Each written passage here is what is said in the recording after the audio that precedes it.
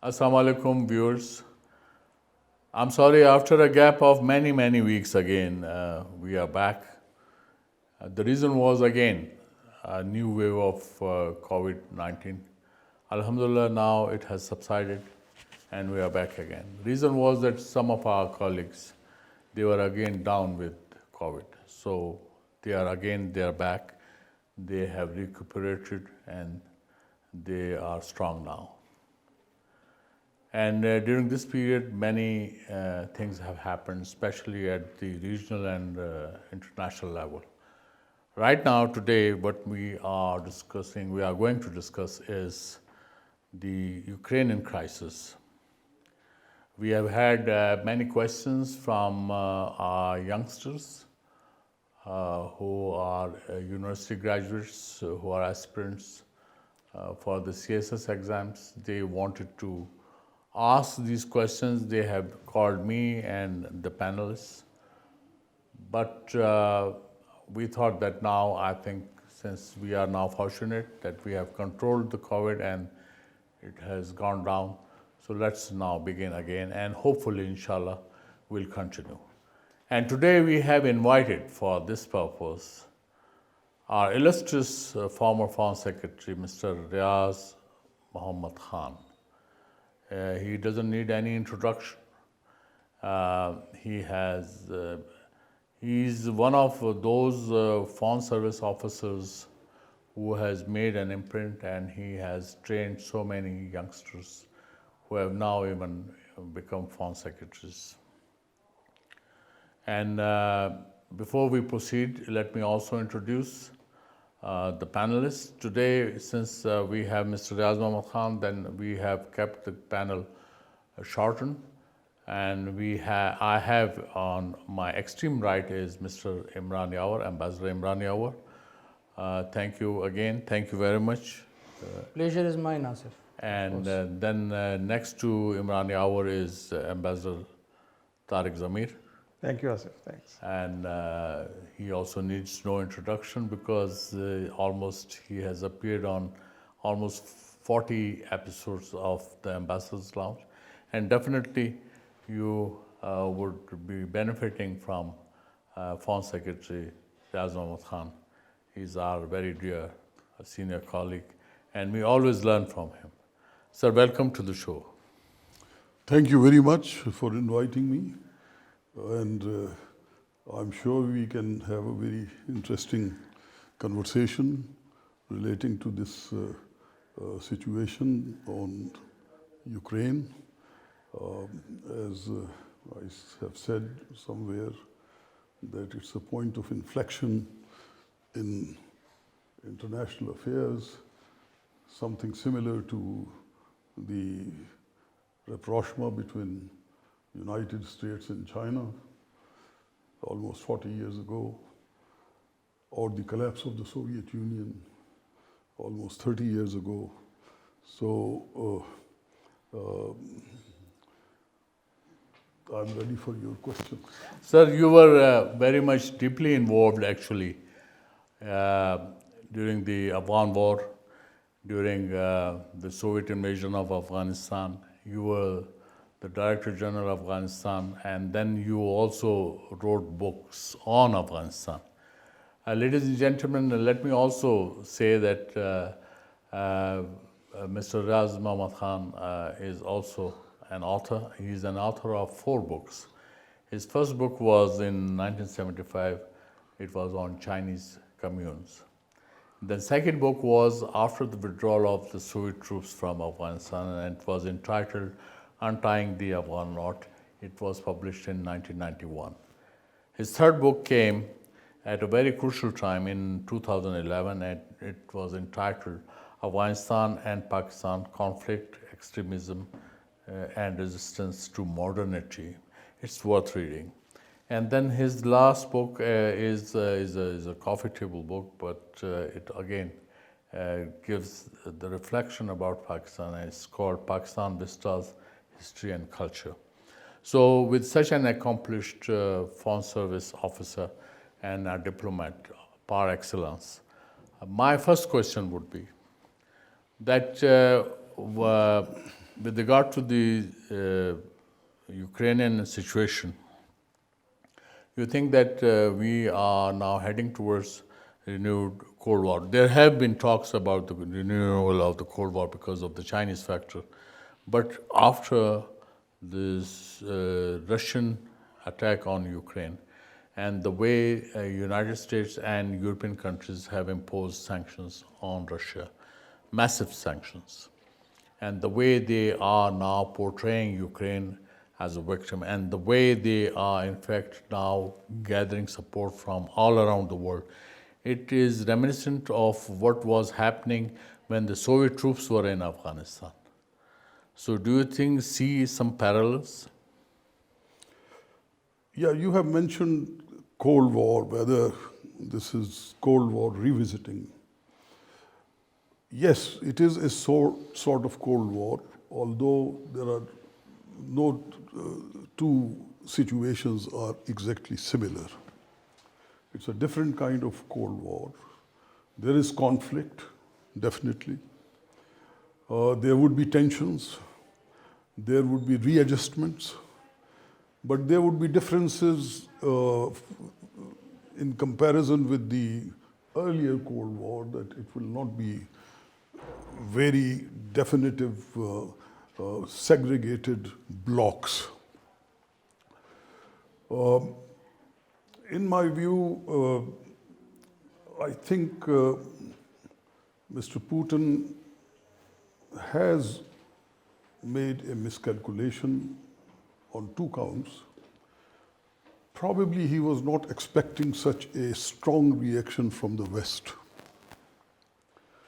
And secondly, he was not expecting this kind of resistance from the Ukrainians. And therefore, one finds that after 3 weeks of war, there is thinking of revising the strategic goals and objectives. By the Russians? By the Russians. But before I come to that, I think there was certainly a provocation to the Russians in terms of very seductive suggestions which were being made from the West that Ukraine could become member of NATO. But they were provocations. That was not tantamount to clear threat which should have warranted the kind of action that Russia has taken. Sending armies is a very, very serious matter. It is no less than aggression, because it basically destroys a structure, however fragile, of rule-based politics in the world. So now, how does one see it? Yes, United States and Western Europe have reacted very, very strongly. There are several dimensions which are now emerging of this situation. One is, of course, the conflict itself, which is so far focused in terms of kinetic action in Ukraine. There are political dimensions. There are even ideological dimensions. And of course, there are consequences for the rest of the world. When I say political, I think almost immediately, all of a sudden, the theater of conflict has shifted to Europe. Europe has become theater of conflict. And Europe is very important as far as the West is concerned, and United States is concerned. So US attention is going to be diverted more on this theater. Then you find that now the European countries, including the former members of Warsaw Pact, the East Europeans, they have got together behind United States. So in that sense, I would say that the situation has turned to the advantage of United States and its leadership. Because never before has Europe been so united. You have speculation that even Finland and even Switzerland may be thinking of some kind of relationship Sweden. with NATO. Yes. And this is Finland and Sweden. Sweden. Sweden, not Switzerland. Sweden Yeah. and Switzerland. So, when you are talking about this, So- Imran, we were discussing earlier No. about this emerging threat. What do you think that, if you may, in fact, ask Foreign Secretary about the future threats, which So are you just talked about provocation of Russia, but that you said that Russia had no right to invade a country. You would know that in 2008 in Bucharest summit, when NATO, extraordinary NATO summit, the NATO had, in their final communique, they had said that they would welcome inclusion of Ukraine and Georgia in NATO. At that particular moment, the Russians had told them that, well, this is off limit, you would be violating our security. Now, having said that, Russia's security was really at stake when they took the action. How would you comment on that? Look, as I said that there was provocation, but there was no real threat. And President Putin could have exercised many other options before taking this kind of an action to send tanks into another country. Because after all, Moscow had recognized Ukraine in 1991. So it was a country recognized by Russia. For example, they could have said that, look, if there are any assets which are moved by NATO in Ukraine, we will take them out. That could be one other thing. There could be many other possibilities that they could have worked out.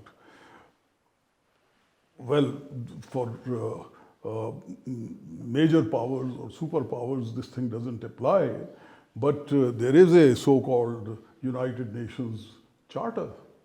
What does Charter say? That if there is a country which feels threatened, what should it do? It should bring the matter to the Security Council.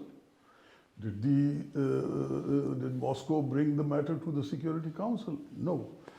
So, in fact, it's rather strange that almost a week ago, President Putin even made a statement that all this talk that Russia is prepared to invade Ukraine is Anglo-Saxon humbug. So the thing is that the action which has been taken, that action is not warranted. There could have been many other possibilities which should have been explored so that Ukraine is dissuaded from embracing NATO, because that stage had not come. There was only talk about now, it. 4 weeks into the war, 4 weeks into the war, Russia has not been able to accomplish what it planned. It has revised its goals. Now its goals are to concentrate only on the Donbass region, that particular region. Now, what does this indicate? Has Russia mentally accepted that they are not going to have Ukraine as a whole, or is Ukrainian people or Ukrainian army really defiant in the face of Russian aggression? No, as I said that I don't think that Moscow was expecting this kind of resistance from Ukraine. They thought that the Ukrainians would basically accept the force from Russia, and that there may even be Ukrainians who would welcome. But anyway, there is the Ukrainian resistance is for everybody to see. But before that, I will come to one point, that now there is a kind of a ideological undertone to this conflict. The Americans believe that this can be a showdown between liberal democracy and authoritarianism. So this is one of the lines. This other thing that one learns from reading the media, that they feel that it is only a very small group of people in Russia, KGB, former KGB, led by President Putin, who are behind this kind of a move, and they want to resurrect the old Russian Empire. And this can be defeated now. The other thing, the ideological dimension, is that the old fears of the East Europeans, they have come up. And they are more interested in a protection by NATO, and they are members of the NATO now, than the West Europeans. There is a difference of approach to the entire episode between the West Europeans and the East Europeans. West Europeans still feel that they have to deal with Russia. There are important economic interests at stake. So where this is going to go between the ideologues and I mean, say, from the Russian point of view, this is, if you read some of their articles and their people, they are saying that they are fighting a kind of naked aggression and Nazism. Exactly. Exactly. Yeah. They have said that. So there is a kind of other side, extreme view, and that they are basically fighting a kind of, they want to impose a chaotic liberalism in Russia and sap its moral values. There is even a kind of element which brings in religion into it. So you see, it's a very complex psychological situation in which history is being involved, religion is being involved, the old tensions and the old prejudices are being involved. Where will it go? Well, one of the things could be, as you are saying, that the Russians will climb down and they may only focus on Donbass and Crimea, and that's why this fight on Mariupol, Exactly. because that's the connecting. Sir, is it a fight for the geography or for the territory? I wanted to invite Tariq also into it, because if you can answer apart from this observation, if Tariq, you have Thank you so any much. questions Thank you. on that? Yeah. Sir, thank you so much. Your observation that the theater of conflict has moved to Europe. So this has happened after almost 7 decades. And now you spoke also about old fears that the East Europeans feel because of the historic baggage and the new realities after the Russian invasion of Ukraine. 2 million refugees have moved from Ukraine to Europe. And Now it is 3.7 million. 3.7, sorry, Yeah. I'm not correct. So almost 4 million refugees, sir, have moved to. They will have an economic and social impact on all of Europe, not only, but this will be more severe for the eastern countries, former eastern countries. Their economies are vulnerable. They are not as good as, for instance, Germany, which may need this manpower that would be available to them. Earlier they had been importing this kind of manpower from Yemen and Libya and other countries. Now probably the Germans would be happy also that they have the white, blue-eyed people from Europe who will come and sort of help them with the resurrection of their economies and all that. So my question is, how do you see this conflict, apart from the fact that it will unite the Europeans, it will also bring so many social issues and economic issues. How do you see that? These social issues will be there. Every situation creates its own social set of social issues. But I think the Europeans are quite capable of dealing with them. Then the Americans are naturally very mobilized, and they are going to also chip in to help these refugees. Secondly, as the situation settles down, not exactly on the Ukrainian terms, but this kind of situation is not going to last for years. Tensions may last for years, but once it settles down, then many of these people, they might start returning to Ukraine, because Ukraine is a country with rich agriculture, rich industry, and they would like to, I'm sure, return to their jobs and to their preoccupations. So I don't see that there would be a great social issue like the social issues which are created by refugees from Africa or from the Middle East. So if now whatever action Russia has taken, there has been a massive reaction to that from the United States and Europe, especially with regard to sanctions. And now probably the most severe sanctions have been imposed on Russia. Most severe sanctions have been imposed on Russia. That also includes, boycott by the banks. The SWIFT system is out of Russian system. And then a ban on export of Russian oil and gas.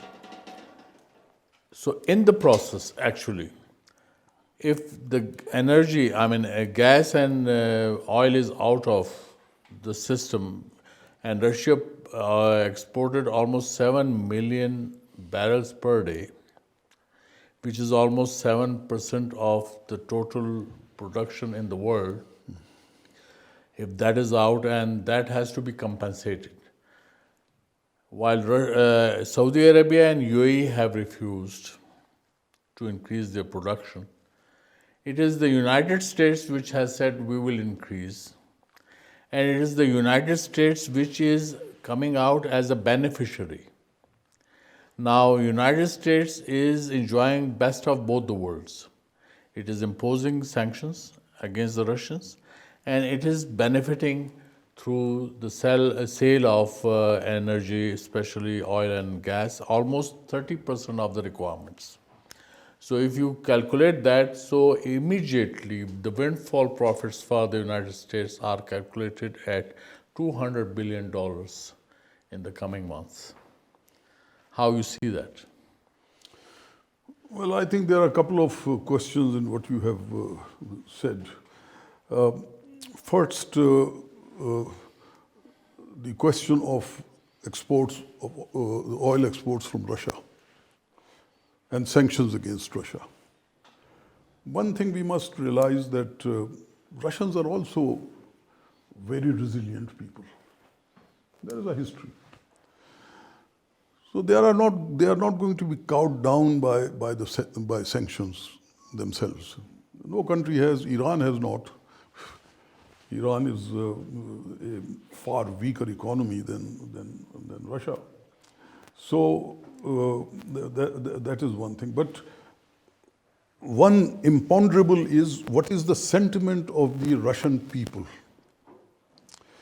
If the Russian people are back to the kind of passions that they had and the notions about their history, about their role, and that they would be very resistant to playing a junior partner's role in any global structure, then certainly we are there for a long haul.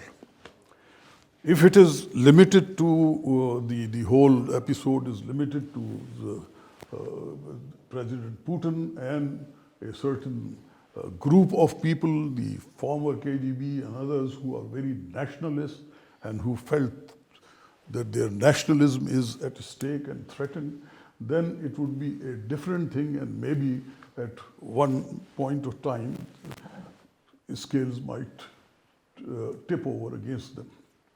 So that is one aspect of your question. The other is exports of oil from Russia.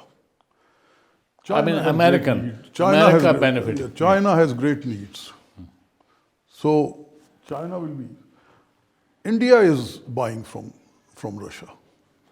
Now United States will certainly help Western Europe, because Western Europe was dependent on Russian energy. And if they apply sanctions, then naturally they have to do something. And if the Saudis and the UAEs, they are not prepared to jack up their production, then United States can come in and they can certainly help. But the Europe will end up paying 2 to 3 times more than what they were buying from Russia if they buy from the United States. These things can be adjusted. So US has Don't underestimate the European nationalism also. What is at stake? Right. You see, we think that we are the only ones who believe in our nationalism and our honor. Right. Don't underestimate the West when it comes to these matters and if they are at stake. You see, they have reacted very strongly to the rise of China. Although, to tell you frankly, China is not a threat to United States, given the disparities between the two armies, given that United States controls and can deploy its forces anywhere on the globe. That's the real superpower. But the United States, and even Western Europe for that matter, they see the rise of China as a threat, as a civilizational threat. So don't underestimate these sentiments among nations. Imran, you want? Sir, great changes are taking place after the Russian invasion. Now, for instance, Germany has decided to rearm itself. It has created a loan, it's a fund of $100 billion for armament. Then countries like Sweden, Finland, Moldova, Georgia, they are aspiring for NATO membership. In fact, they want it at expeditious rate. Then we find greater concentration of NATO troops on the eastern flank. Belarus has conducted a referendum in which they said that, well, initially we were an NPT state, but we now want our nukes back. So how the contours of the European security, they are changing.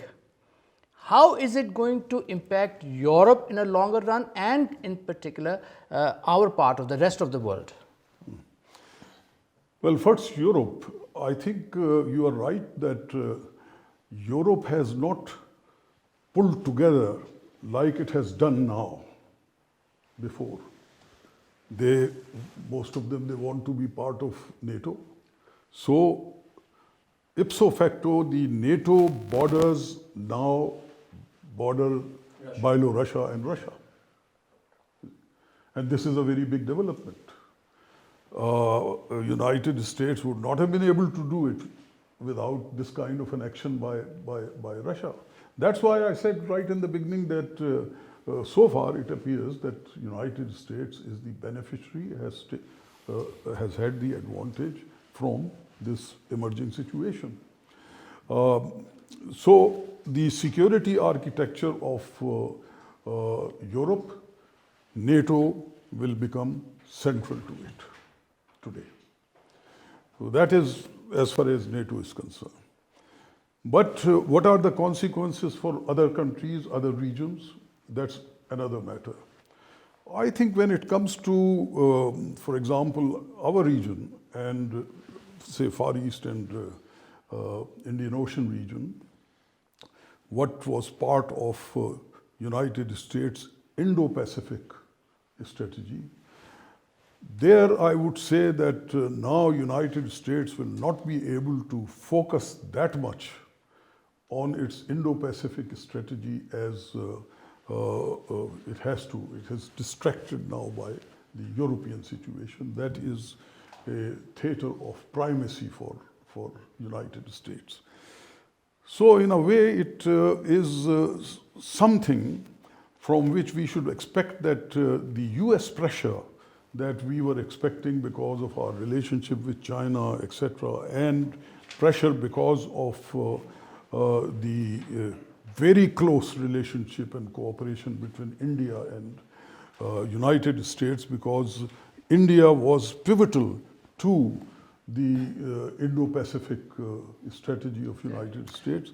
So to that extent it will be attenuated and it will be a positive development from our point of view. But we can come and discuss that how will it help Pakistan. That is something which is quite different. But there is one thing that I would like to say over here. There is a lesson for China. If China were to take a similar action in Southeast Asia, Southeast China Sea, In South China Sea. South China Sea, or in Taiwan, you can rest assured that Southeast Asia and Far East will pull together under the leadership of United States. It will raise security concerns in those countries. So China has to be very careful. They should not take, they are not taking, but one can underline this, underscore this important factor that China should be cautious rather than take such an initiative in that, such an adventure in that area. China is cautious because you can already see that China is trying to reach out to even India. If it can wean India away from the Indo-Pacific strategy of United States. It should not overly concern us because the distrust between China and India will persist. And India knows the importance of its relationship with United States. And India has many very strong factors which basically help her close relationship with United States, including the Indian diaspora, which is now almost as powerful in United States as the Jewish lobbies. But sir, you said India is in a quandary, right? India is in a quandary because of the emerging situation. So Tariq, I think you had some question in mind with regard to India. Sir, actually, India, yes, you have spoken about India.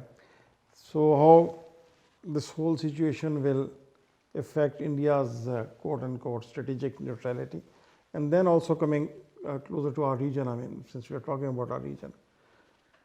Do you think the US may be a little more softer with Iran in terms of nuclear talks and like to close it so that they have their greater focus on the situation that has emerged?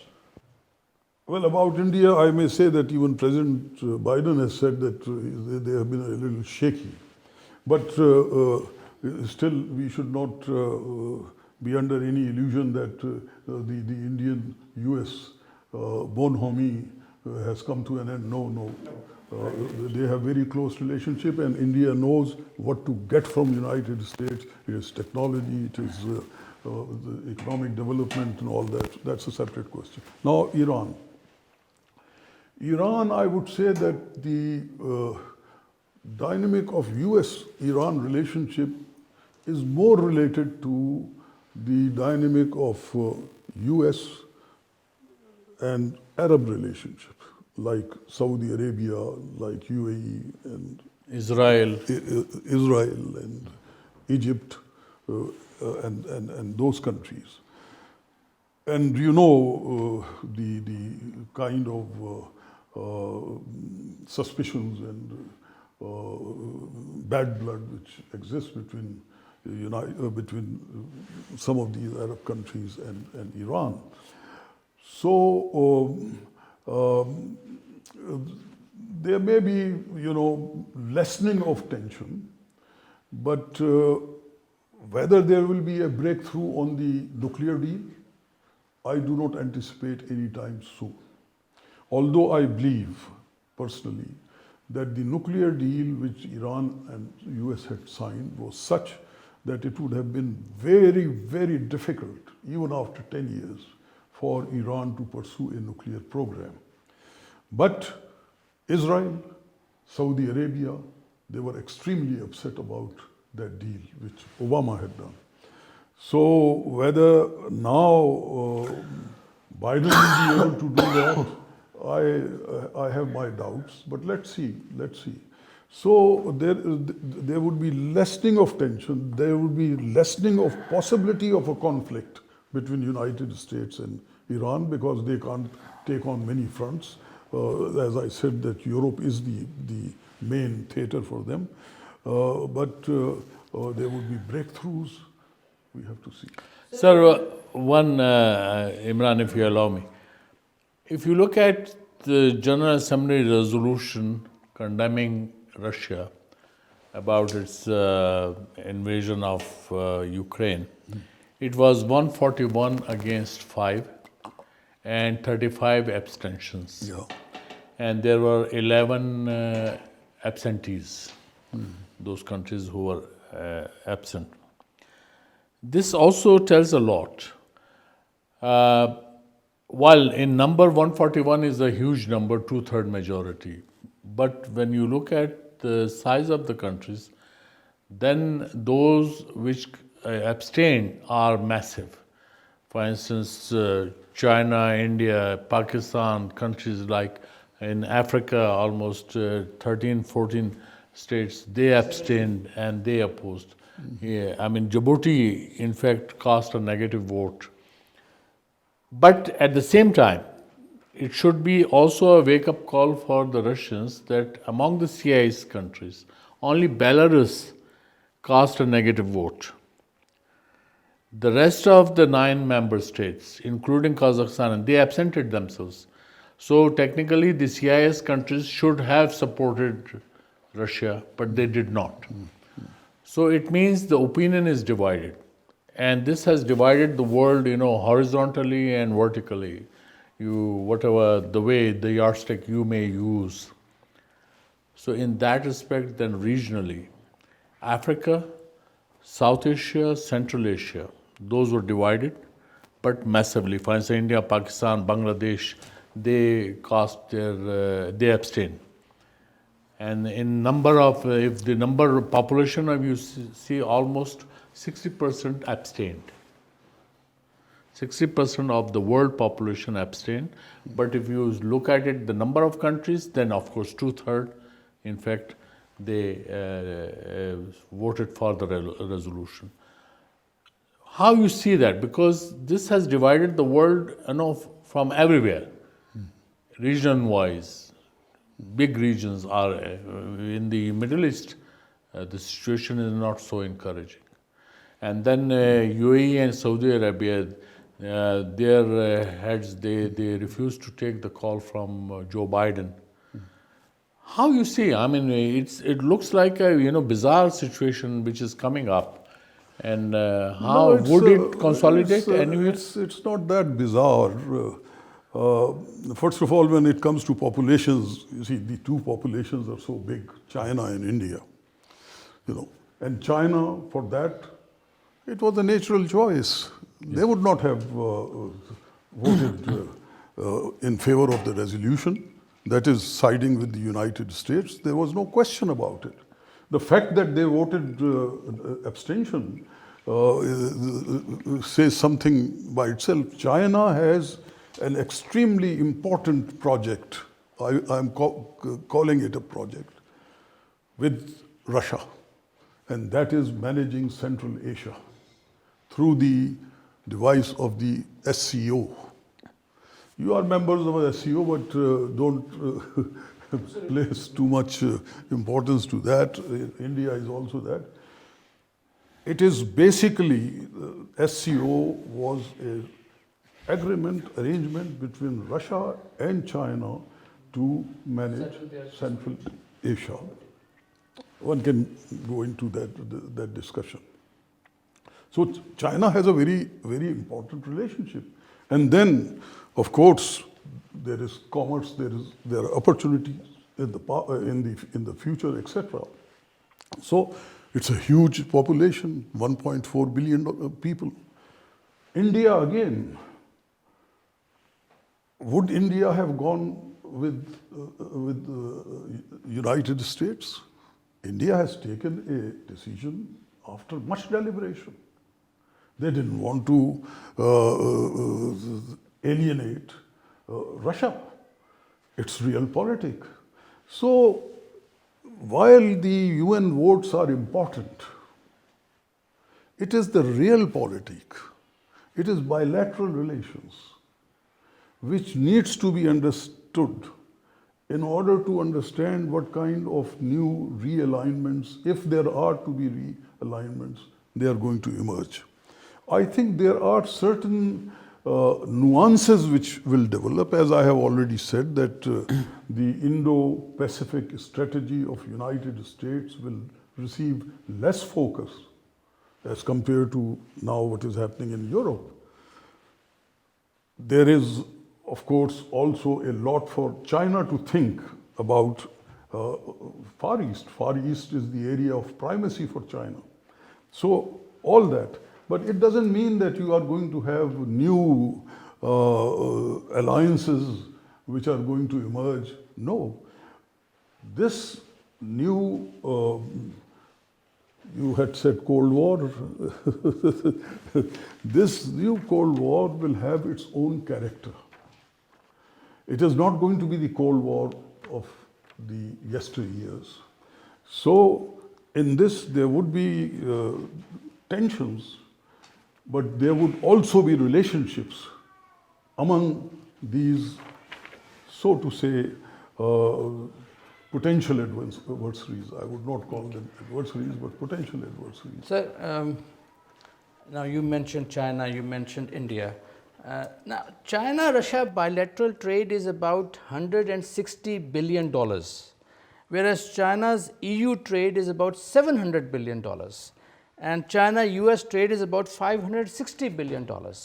Now, my question is, how long do you think China can stay neutral? How long can China resist the Western pressure not to side with the Russians? I mean, if the war is prolonging, China and obviously Russia had not expected this war to prolong this much. Now, it is doing it.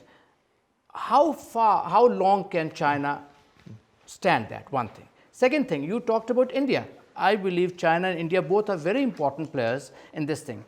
India has a bilateral trade with Russia, which is not very significant, but it depends a lot on Russia as far as arms sales are concerned. It has maintained a strategic neutrality. But again, sir, how long can India maintain this position? Pressure is building, the war is prolonging. How long can China resist the Western pressure when they have lot at stake with West?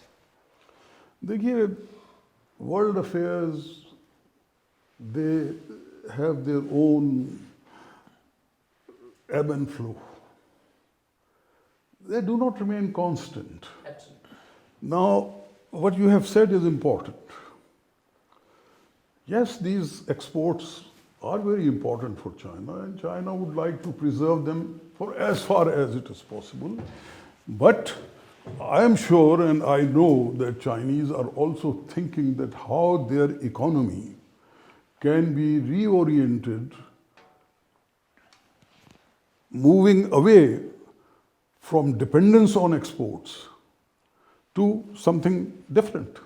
And I always believe that there is so much that China can do within its continental size and of course huge population, that its economy will sustain itself in new directions.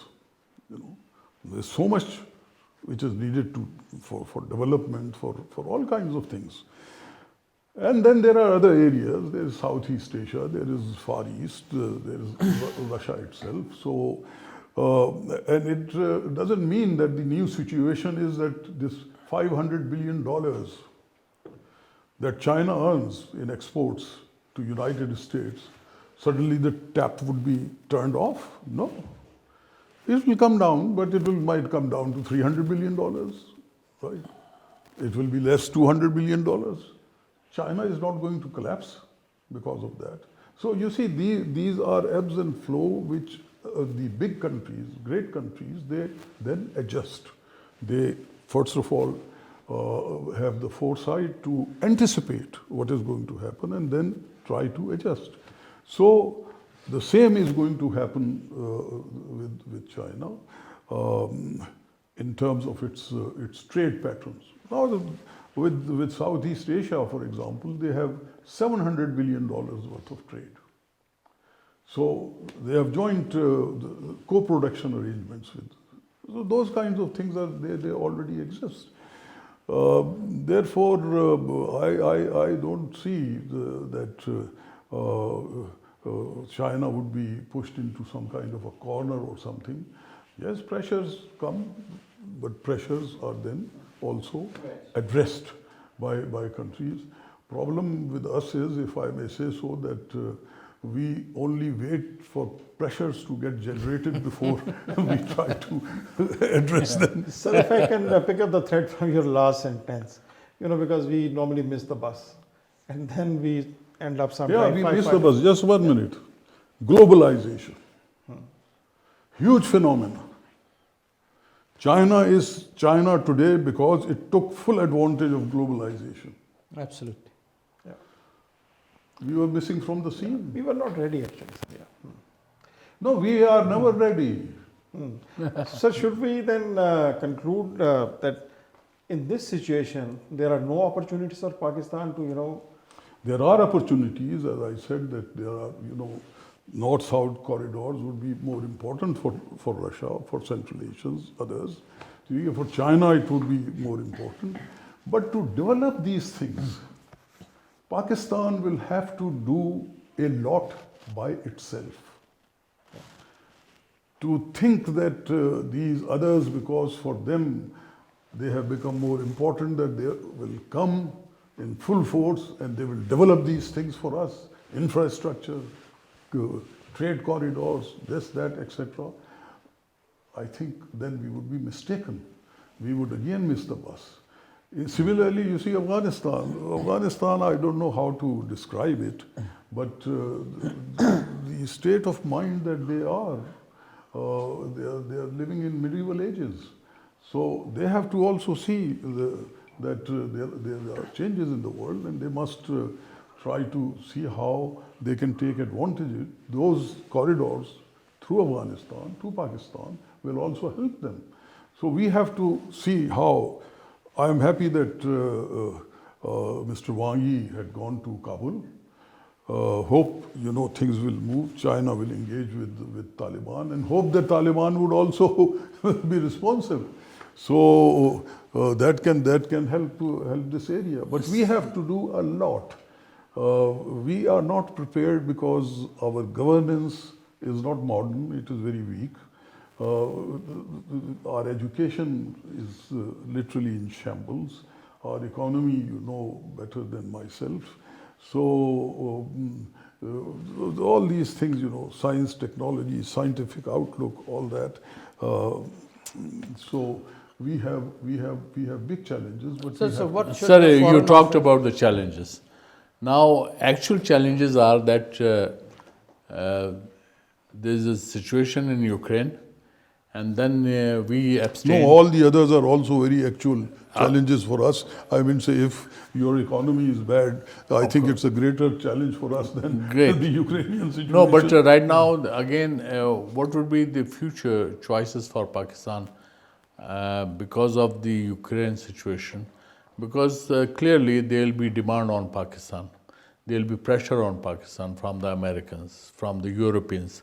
Europeans did make a démarche on Pakistan to support the resolution, to which our Prime Minister emotionally, responded to that we are not your slaves. Question is, a country which is economically hard pressed, our major problem is that we are economically hard pressed. How to come out of that? And especially in the kind of challenges now, which are new challenges actually. Say on 24th of February, there was no Ukraine, or no Ukraine was not ever mentioned. But now we are talking about, and we are expected to side with the Americans, what they want to, or the Europeans they want. So these are the new challenges we never catered for. Yeah, the challenges are always there, but you also, we have learned and we know they can be addressed and they can be withstood. Pressures can be withstood. We had a lot of pressure on the nuclear matter. Right. But on nuclear issues, we were very clear in our own mind that our security depends on that. So we pursued that option. We did not bend under the US pressure. It was pressure when Bhutto Saab was there, it was pressure when Ziaul Haq was there, it was pressure later on, but we stood our ground, and that has helped us, because I personally believe that the fact that nuclear deterrence is integral part of Pakistan's security is saving Pakistan. So countries must learn. They should not be afraid of challenges, they will come. Correct. Right. Now you say about the economic challenge. Yes, there is a big economic challenge. But look at these things. If you look, and this is something that was told to me by a Belgian investor who first invested something in Pakistan. So I said, why did you do it? So he asked me this question, Ambassador, have you seen the physical map of the world? I said, yes. He said, tell me, how many places are there where there is so much plain and there is water available? You have arable land which is 12 times the size of Netherlands. Netherlands earns $20 billion from cut flowers alone. Leave aside the. Can't you do something for your agriculture? Correct. Can't you do something to really invigorate your industry? Are your people dumb? No, they can. I think Pakistanis, on average, have good energy quotient, but they have no direction. Forget about, making people Muslims, because they are Muslims. Don't get into these kind of anecdotes here and there. Right? Correct. Try to do what is important to become a strong nation, which basically means you have to be industrialized, you have to have a scientific outlook, you have to have good education, which means good science education. You have to have technical, like polytechniques. Today, it's a matter of shame that our huge number of labor which goes to the Gulf, वो आज से 40 साल पहले भी पत्थर तोड़ते थे, आज भी पत्थर तोड़ रहे हैं. They remain unskilled. Who is to blame for that? We. And we should learn to blame ourselves and look rather than thinking that, हमारे साथ conspiracy हो गई, ये हो गया, Absolutely वो हो correct, गया. sir. Absolutely. You're right. You must learn what are your faults and then try to address those faults. Okay, So sir. economy is not something. We are at the last 5 minutes of our program. देखिए ये जो है ना ये economy वगैरह की बातें हैं, ये अपॉर्चुनिटी की बातें. मैं आपको एक एनेक्डोट बतला देता हूँ फिर मैं finish this thing. China opened to the West. And I remember I was there in 2002. The Chinese education minister told me that in 1980 they were thinking of sending about 60 to 70,000 students to learn sciences and English to Europe and United States. There was a debate, these people will not come back. But Deng Xiaoping said that even if 15%, 10% come back, they will be of great advantage to China. In 2018, in United States alone, there were 400,000 Chinese students in American universities. This is what I say, seizing the opportunity. Correct. Right. Number 2, मैं आपको बतलाता हूँ. ये JF-17 है. So the inaugural flight, I was also invited. I was ambassador there. I was invited for the inaugural flight, so I went there. It was a huge workshop in acres. So when I went into the CEO, he took me around, and I saw there were machines which were 4 times the size of this room, as big as, all sealed and computer operated and all that. But on the girders, there were Cincinnati. So naturally, I knew that these things had been imported from United States. So I asked him, I said, when did you import these machineries? In rows for milling, for machining, for all kinds, for the parts of an aircraft. He said, in 1980s, as soon as we opened to the West, this is what we did. They were an alive nation. They knew what is the opportunity, what they must get from United States. Today they can't get it, but then they could get it, and they seized that opportunity. So, my dear, You have it is very important Correct. that you should be able to anticipate, realize what is the opportunity, and to be able to seize it. Do you think that you have questions Well, left? yes, sir. First of all, let me say that your talk has been very inspiring. We have learned a lot, and it's opened our eyes to new things. One thing I would ask, my final question to you is, you have talked about opportunities. You said there will be a number of opportunities. Yes, we should avail them. Now, sir, my simple question is, what should the Foreign Office, in the current scenario, advise the Prime Minister what should he say, what should he not say? देखिए आपने मुझसे सवाल किस किस्म का किया है कि आप शायद चाहते हैं कि भाई मेरी यहाँ पर भी जिंदगी आपने आ जाए. Not at all. Not at all. Not at all. मैं तो रिटायर्ड आदमी हूँ, लेकिन देखिए एक चीज़ मैं आपसे अर्ज करना चाहता हूँ. Whenever you mix domestic policy for your own advantage with foreign policy, then foreign policy suffers. There are ways of saying things. For example, which is much cited quote, absolutely not, right? Okay, but the first question that comes to mind is that did the Americans request for bases?